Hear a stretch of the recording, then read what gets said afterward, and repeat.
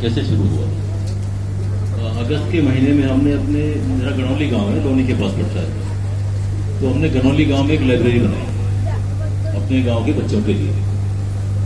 Lockdown का time था, office भी बंद थे, हमारे पास भी टाइम था, और गांव के बच्चों के लिए कोचिंग सेंटर्स और लाइब्रेरी सब बंद थी, कहीं जा नहीं सकते थे। तो हमने अपने बच्चों के लिए लाइब्रेरी बनाई। लाइब्रेरी बनाने के बाद हमने उसमें 65 बच्चों की जगह बनाई, 65 कुर्सियां लगाई। तो पहले दिन ही वो लाइब्रेरी की जो कैपेसिटी के बराबर बच्चे आने लगे, लाइब्रेरी फुल हो गई। हमारे गांव के बच्चे थे, धीरे धीरे दूसरे गांव के बच्चों ने आना शुरू किया, और स्थिति ये बनी कि हमारे गांव के बच्चों को जगह मिलनी बंद हो गई। अब बच्चों में होड़ लगी, जो पहले जाएगा वो बैठ जाएगा। अब हमारे पास क्या तरीका क्या है कि बच्चे तो सभी अपने ही हैं, दूसरे गांव के बच्चे हैं, कैसे मना किया जाएगा, आप बताइए। वहीं से दिमाग में एक बात आई कि अगर हमारे गांव के बच्चे अपनी लाइब्रेरी में बैठ के पढ़ रहे हैं और उनसे कुर्सी कब्जाने के चक्कर में पड़ोस के गांव का बच्चा और पहले आके बैठ रहा है, इसका मतलब जरूरत वहां भी है,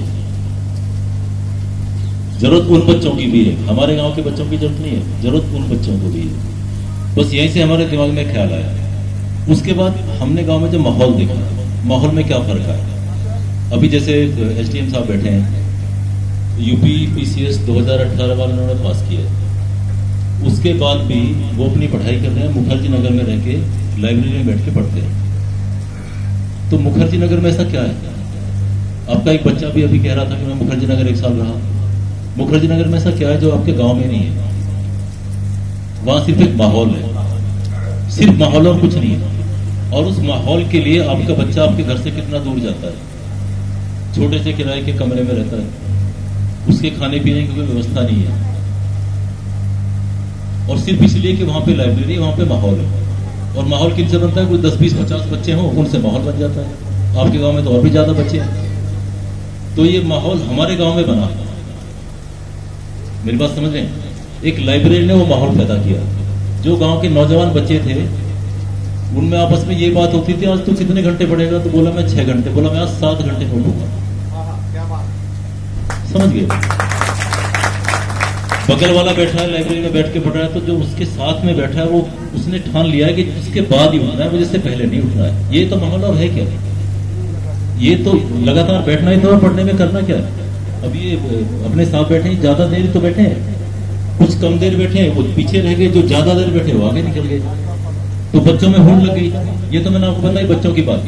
जो बच्चे गली में इधर उधर घूमते थे, वो सब सुबह उठते हैं, अपना नहा धो के कपड़े अपने पहन के खाना खा के लाइब्रेरी में पहुंच जाते हैं। लंच के टाइम में घर आए, थोड़ी देर फिर दोबारा पहुंच गए। तो ये तो हुआ नौजवानों में फर्क। अब बुजुर्गों में क्या फर्क आया? जैसे हमारे ताऊ जी बैठे हैं, वो पड़ोसी से पूछ रहे तेरा बेटा क्या घंटा जा रहा है? तो कह रहे मेरा तो 6 घंटा। बोले मैं आज अपने वाले केड़ा करूंगा, मेरा तो 5 घंटा मारा। तो दोनों पीढ़ी, मतलब आपके बच्चे भी और आपके गार्जियन भी, दोनों के अंदर जागरूकता है। उठ के ये बीच में उठ के अपने बच्चे को देखने जा रहे हैं कि मेरा बच्चा वहां पढ़ रहा है कि कुछ और कर रहा है। तो जो गांव में चर्चा होती थी ना कि उसके बेटे का रिश्ता कहां से, उसे कौन सी गाड़ी मिलेगी, उसके बजाय चर्चा ये हुई कि आपका बच्चा कितने घंटे पढ़ रहा है।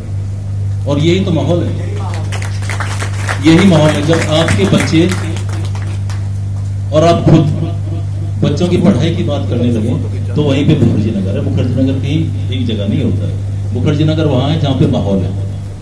तो जब ये इस तरह का माहौल बना, तो हमारे अंदर एक इच्छा पैदा हुई कि ये हर गांव में होना चाहिए, हर गांव में माहौल बन जाए।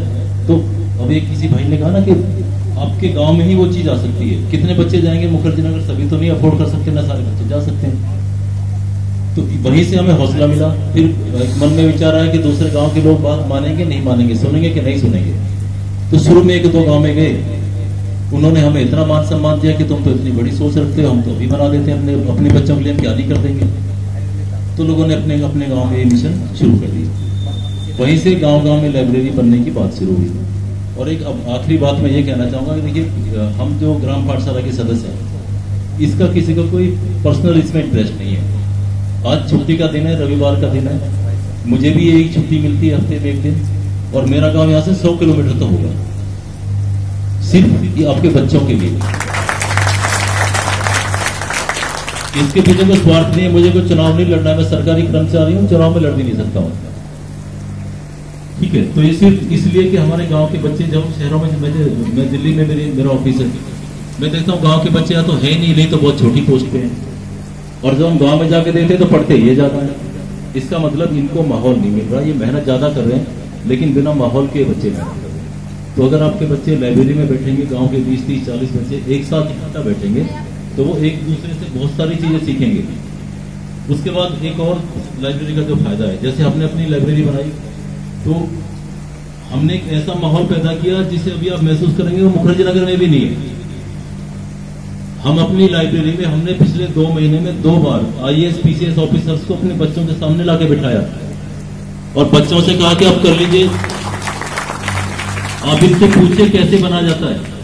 अब SDM साहब बता देंगे ये चीज, क्या इनको माहौल कभी मुखर्जी नगर में मिला? ये नहीं होता है, प्राइवेट लाइब्रेरी में चीज नहीं होती है। ये सिर्फ आपके गांव में ही संभव है, और आपके गांव में तब संभव है जब आपके गांव में एक ऐसी जगह होगी जहां पे आपके सारे बच्चे बैठे होंगे, उनके बीच में आप ही व्यवस्था कर देंगे। नहीं तो ग्राम पाठशाला आपके साथ है, आप बताइए कि बच्चों में मोटिवेशन की कुछ कमी दिख रही है तो आपके बीच में किसी IAS या IPS को या PCS को लाना ग्राम पाठशाला की जिम्मेदारी है। इस वजह से मिशन चल रहा है, और आप लोग क्योंकि इसमें इसको समर्थन दे रहे हैं, आप लोग 3-4 महीने में 20-30 गांव में तो लाइब्रेरी बन चुकी है, तो आप ही लोग हौसला दे रहे हैं। ग्राम पाठशाला आपके बिल्कुल साथ है।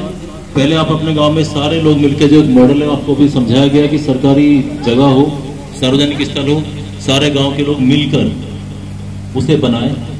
जो आर्थिक सहयोग देना चाहते हैं वो आर्थिक सहयोग दें। जैसे हमारे गांव में ये हुआ, कुछ लोग बोले हमारे पास पैसा नहीं है, हम तो भैया एक दिन काम करेंगे लाइब्रेरी में, तो इससे बड़ा योगदान क्या हो सकता है? सारा गांव मिलके बनाए, सार्वजनिक स्थल पे बनाए। उसके बाद देखिए आपके बच्चे क्या कमाल करके दिखाते हैं। आप इनके पीछे खड़े हो जाइए, ग्राम पाठशाला भी आपके बच्चों के पीछे ही खड़ी है। Thank you very much.